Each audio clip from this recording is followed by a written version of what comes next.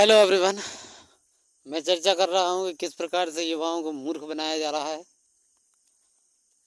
भाई अगर मैं तो ये कहता हूँ कि अगर पेपर लीक ही करवाना है तो पहले क्या दूँ, कम से कम जिनके पास व्यवस्था है तो व्यवस्था तो कर लें। और अगर ये ढिंडोरा पीट रहे हो सच्चाई ईमानदारी वफादारी का, तो फिर ऐसा मत करो। लोग वक्त पढ़ रहे हैं, अपनी पूरी ज़िंदगी उसमें लगा दी है। मैं पर्सनल तौर पर अपनी बात करूँ तो मैं 50 से प्लस ऊपर पेपर दे चुका हूँ। कई सारे पेपरों में बिल्कुल सिलेक्शन होते होते रहा हूँ। लेकिन अब इस प्रकार की स्थिति देखते हुए मुझे लग रहा है कि वो सिलेक्शन मेरा इसलिए नहीं हुआ क्योंकि जो आज के जो ये नेता लोग हैं जो बर्बाद करने पर तुले हुए हैं देश को। अरे कोई एक ऐसा सिस्टम तो बनाओ कि लोग बाग तुम्हारे तंत्र पर जो है विश्वास करें। जो भी तंत्र का निर्माण तुम करते हो वो केवल बर्बादी की तरफ ले जा रहा है।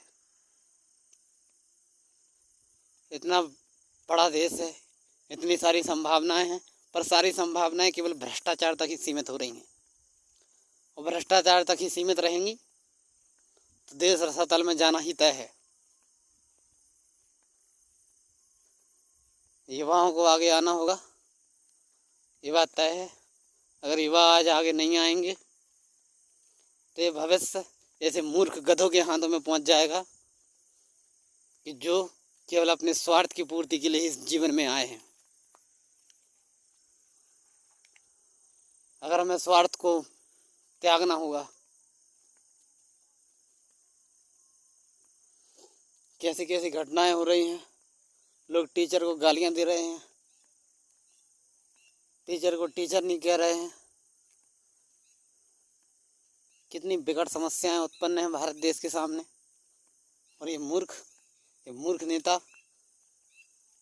तो मूर्ख भी नहीं कहा जा रहा, कम से कम मूर्ख को समझाते हैं तो वो थोड़ा बहुत समझ जाता है।